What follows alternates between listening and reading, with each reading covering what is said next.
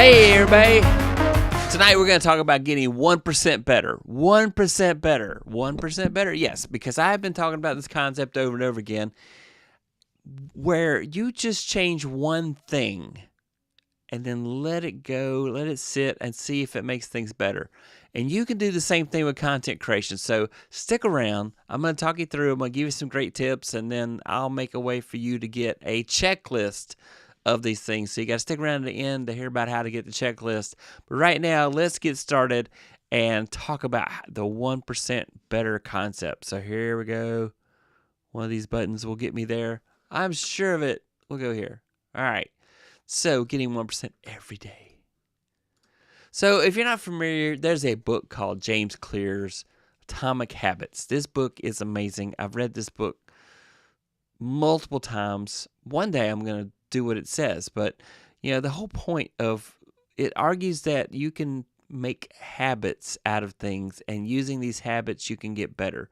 And one of those concepts is improving by 1%. Improving by 1% isn't particularly notable. Sometimes it isn't even noticeable, but it could be far more meaningful, especially on run. The difference a tiny improvement can make over time is astounding. Astounding, it says. Astounding. So let's talk about the scientific principle. Now, I work in IT for a living, and so a big thing for me is to follow a scientific principle where you change one thing and one thing only, and you test and see how the results happen with that. You don't change everything. You change one thing. For example, one time I rebooted a server because it was acting crazy. I really thought that was going to fix it, but it got worse. It got much worse. So I wish I had done a snapshot before I'd done that. That's one of those cases where you should back up before going forward. And I'm not sure it would have come back even after snapshot. But there's been so many times where multiple things were changed, and in the troubleshooting, you're trying to figure out, okay, I changed this and this and this. Which of those three things is the thing that made this not work? Well, let's talk about content creation checklists for 1% improvements. So these are things you can do.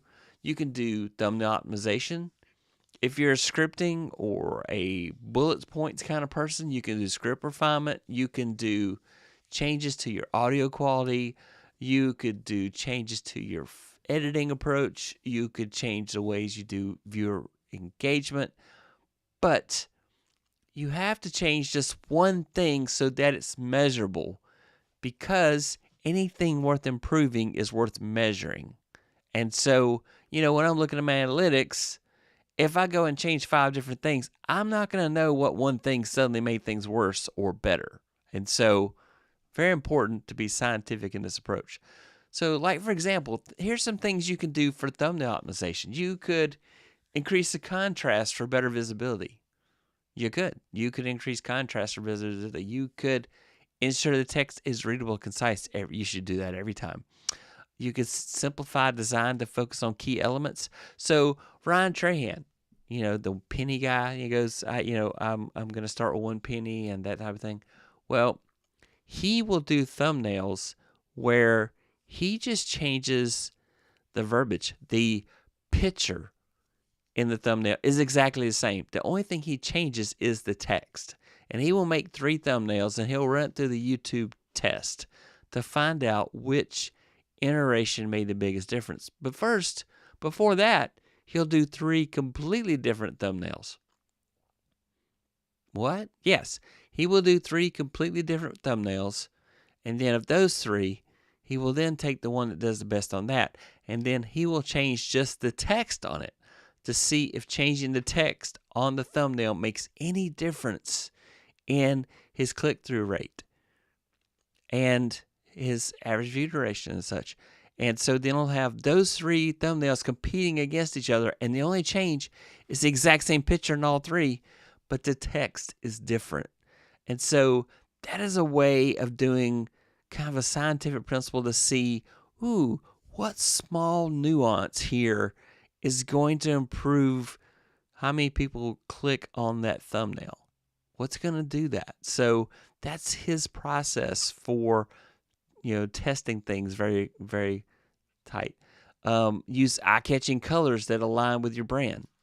So, you could do a comparison. Hey, my favorite colors are blah, blah, blah, blah. I can do one thumbnail this way. And then you can do another thumbnail that has your brand colors. That is assuming you've taken the time to create brand colors. Like for my channel, Cosmic Blue and Red are some of my brand colors. And then test the thumbnail at a smaller size and shoot clarity. So we have talked about, thumbs.tv to test out thumbnails. That's something you can do. But here's the thing.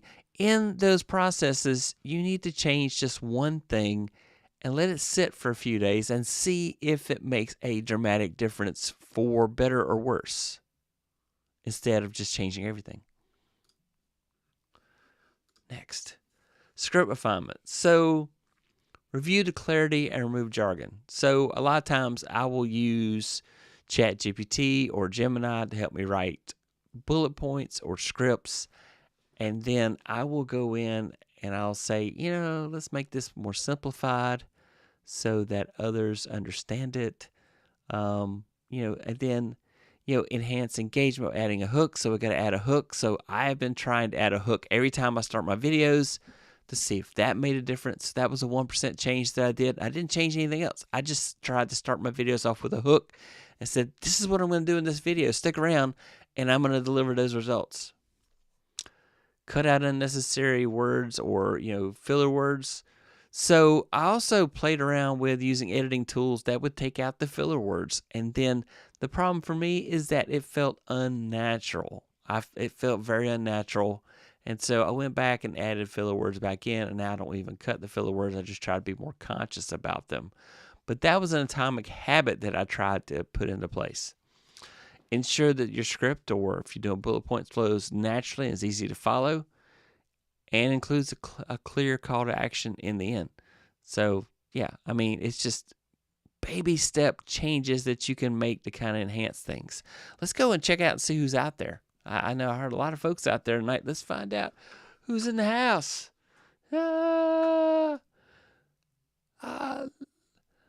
Let's chat about Bate. I've just been wondering how to pronounce that. I was wondering how to pronounce that. So you should tell me how to pronounce that. But thanks for coming by. Hey, let's talk tech. 1% better. That's what I've been doing for a long, long time. Still got a ways to go. Same here. In the trade, how you doing? Hello, Stuart. They're in the chat. Hey, it's in about 110 minutes. I guess you were out there way early waiting on me. Tiny Piggy, hey everyone. Hey, here we go. Oh, I like checklists. Seriously, I do. I like checklists too. I am not consistent using them. Sammy Superstar in the house. Hey everyone. Sammy, hi Sammy. Fish stick, hey Philip, how you doing? Bonjour. I don't often put text on my thumbnails. I do sometimes, but not often. Yeah, if you can express it in just picture form, if you can get your story across with just pictures, then great. The other thing people do that make me crazy, don't use the same words in your thumbnail that you use in your title. It's wasted space. You got places to say two different things that all lead together. As a watcher, it's about wording. Yes, it is. And it's just funny because, I've been reading a book on magic words where, saying you can't do something as opposed to I don't do something has such a big impact on how we think through things. So, for example, I can't eat cheesecake because I'm on a diet. If you say I don't eat cheesecake, you have more control over the situation. So, and I'm talking with my hands a lot tonight, so we'll just, it's fine. It'll be all right. Back here. Ta-da. All right. Audio quality. So, hey, adjust microphone settings for optimal sound. So I have been, over time, making minute changes to my microphone and my audio setup. I have gone from the Blue Yeti. I know, make fun of me if you want. I don't care. My Blue Yeti was before Logitech messed them up, and it was a good Blue Yeti, and I loved it.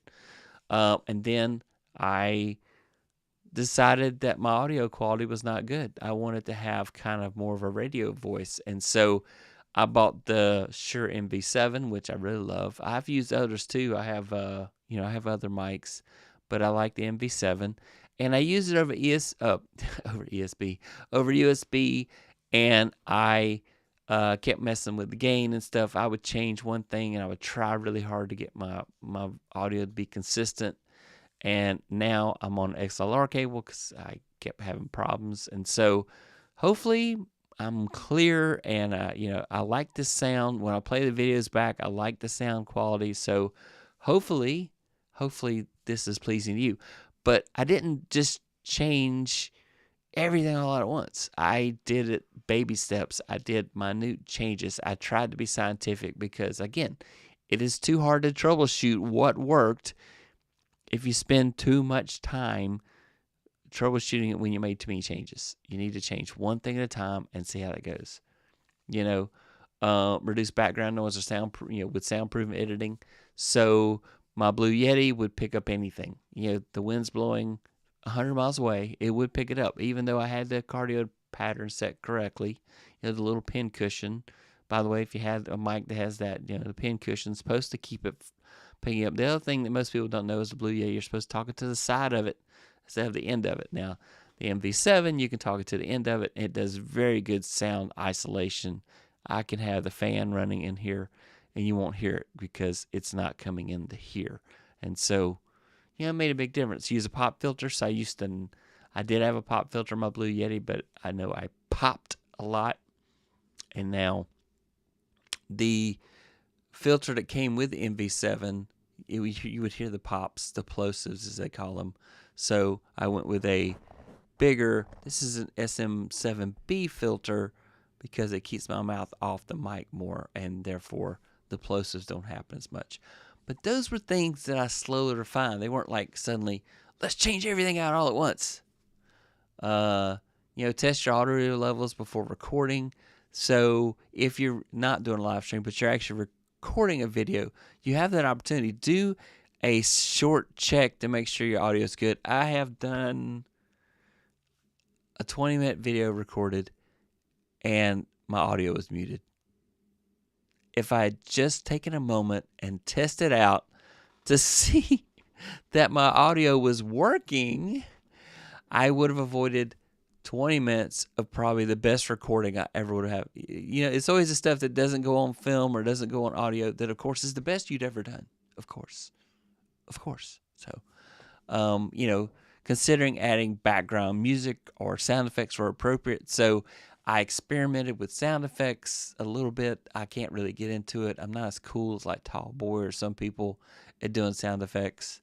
But I do like music, but it doesn't make sense on a live stream to do music. It's okay to add musical interludes occasionally in between scenes and such, but I find that it doesn't do as well. On a recorded video, if you can get the audio levels low enough where they're not overwhelming your speech, then things are great. So Tall Boy. Yeah, okay, that's my impression of his sound effects there. Editing touches. So, things you can do, add captions for accessibility and viewer retention. So I have played around with captions. I know that a lot of people watch the videos on their mobile device, and that captions make it easier. So as much as I can, I do try to add captions to my videos. I will sometimes go and edit the closed captioning that YouTube has attempted to do for me, or I may use a tool like Captions app, which I love, or InShot on my phone, which does a really good job on the captions. I'm really pleased with it. You may want to add color grading, but these are things you need to baby step at. Don't just go doing everything again. It's all about, what do your viewers want? Use smooth transitions between clips. So I do that sometimes, but most of the time I'm doing jump cuts. But I need to do more smooth transitions, perhaps. Trim any unnecessary pauses or dead air. So I have a utility that goes through and does that kind of stuff for me. There's, I think the CapCut has something like that, but I do use a tool called Recut sometimes to go in and pull out all the silence in my video before I go in and edit in Final Cut Pro, and then sync your audio and video for a polished final product. Just baby steps here. Just baby steps. Yeah. So, yeah, let's see. Oh, we got some more folks out there. Let's go see who else is out there. Ta-da! Hey, let's see. Yeah, Matt says I don't put text on my thumbnails. I do sometimes, but not often. As a watcher, it's about the wording. Tall boy. That was my sound effect. Yeah. Dagan, hey there. How you doing, sir? Hey, Dagan. Hey, awesome, fun things. So, yeah, just wanted to reach out and say hi to everybody there. Editing touches, that type of thing. And viewer engagement. So these are call to actions. Now, here's the thing. It's very important that you do not have multiple calls to action in your video, because psychologically, if you ask your viewers to do 3 things, hey, like, subscribe, and hit that notification bell, do you think they're going to do all 3? You better just pick one. Pick one. So in my case, subscribe. So, but, include a clear call to action, like or subscribe or comment. Add interactive elements like polls and questions. So, I know Matt's been experimenting with polls on his channel. I know Tallboy's been doing polls for quite some time. Use end screens to promote the videos or playlist. So I've been playing around with end screens. I haven't had a lot of success with that. It's mainly my fault. End screens probably don't do well on live streams because most people don't ever make it to the end of the live stream, except for you folks who are amazing and are great friends of mine who are hanging out to the end with me. I do appreciate that. Definitely respond to comments and encourage further discussion. So I do reply to my comments. And then monitor audience retention, adjust content based on analytics. And again, when you go look at the analytics and you spot a pattern that says, oh, I need to do something about this, make sure it's only one this. Scientific principle, don't go and do all that stuff all at once, because you won't know what was the deciding factor that made things better. So baby steps. Baby steps. What's that movie? What About Bob? It's a really old movie, so 40% of you have probably never seen it. But the rest of you, hey, you know what I'm talking about. Baby steps. Baby steps. Don't make all those baby steps at once. I should have put a graphic here about What About Bob. So I should have. So the whole point of this, all of this, is when you're trying to see what makes something work better, it's important to change just one thing at a time.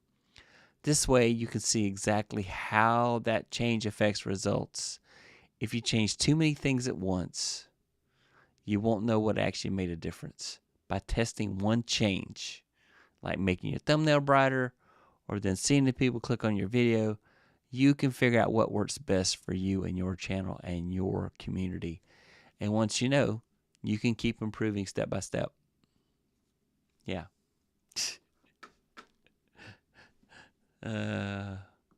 You guys are fun. You guys are always fun.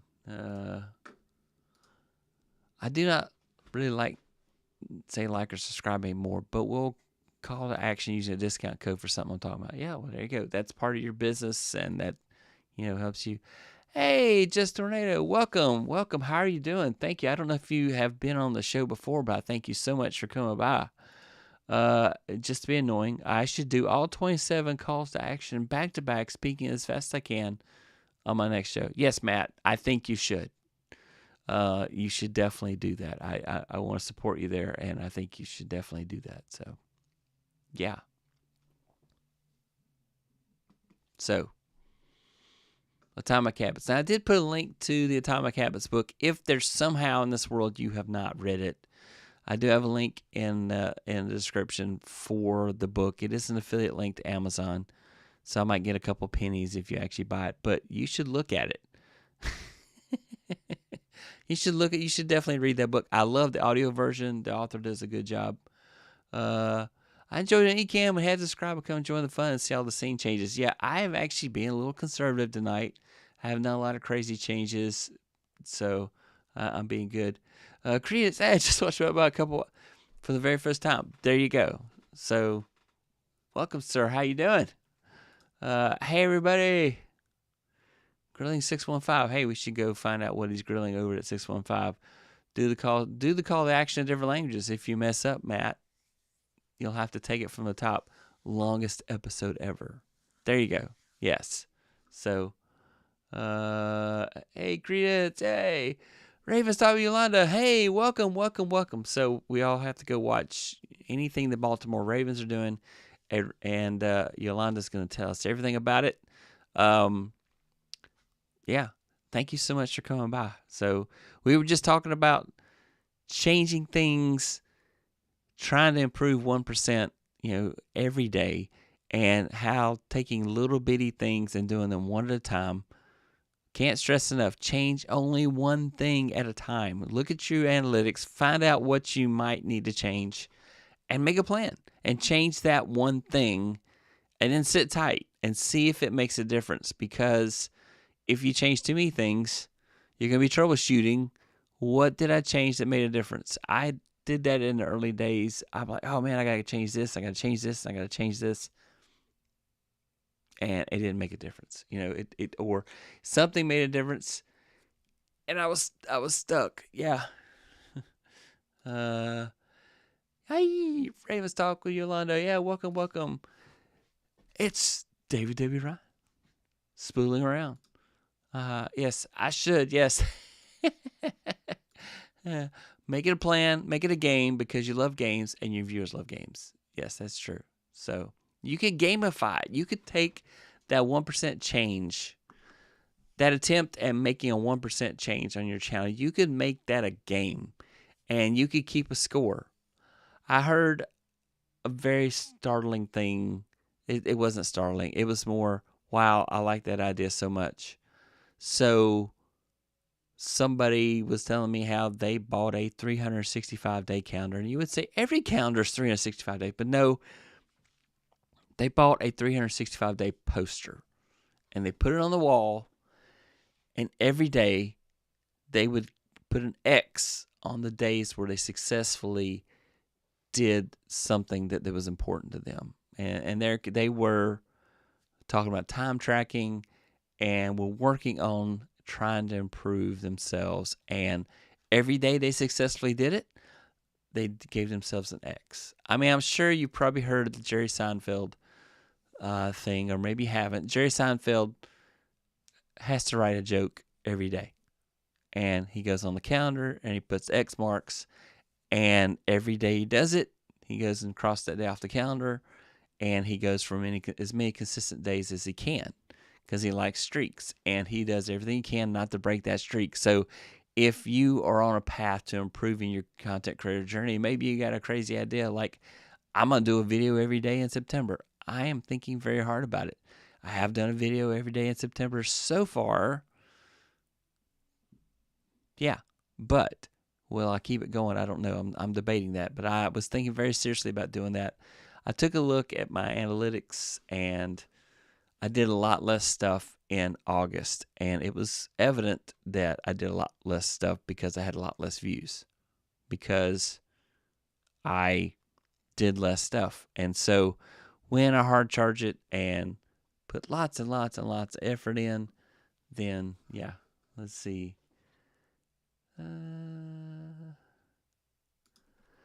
Hey, Roy and friends. John Ventry. Yeah, I should. Haha. Spooling around. Make a plan. Make a game. Yep.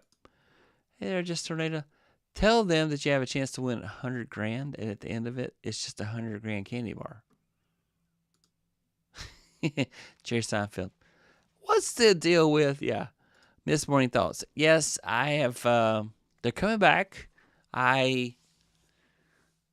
There's been a lot of family stuff going on. And so a lot of family stuff, and family's priority. And so I was focused on that, and I know I haven't been doing morning thoughts. They're coming back. I will be working this week to start getting more morning thoughts. This morning I recorded one, and the camera didn't work. Wasn't that fun? So I didn't get to put that morning thought out there. So more morning thoughts are coming for those of you that like that series. Morning thoughts, traffic, and weather. Yes. Yeah. The one thing I have to do is make more content. Life and my day job gets in the way. And that is where I'm at as well. I get out there. I do the live streams because that is the most fun part of this channel for me is hanging out with you guys and having conversations and answering questions and just seeing your wonderful comments. And so definitely love that about that. So I think that's it for tonight. I like to cut it short so I don't wear out my welcome. In the coming month, I will be having some exciting guests. I'm really excited. I am locking in the dates on them now. And I'm getting ready for Creator Camp in October with Ecamm. I am really excited about that. That's going to be a blast. I hope to see a fair amount of you guys there, because it will be a fun time had by all. We should have a live stream where someone interviews me after spin, asking me how I thought the spin class went. And I will embellish and say awful things happen. Yeah, there you go. Matt, there is a niche for you right there. Go talk to John Venturini there and do it. You guys have a great night. Here is my call to action. Subscribe. I'm on the journey to 1,000. And if you look, I'm getting closer and closer every day. And I do thank you so much, everybody that supported this channel. YouTube's going to say, watch this video right here. YouTube knows best. So whatever YouTube says you should watch next, watch that.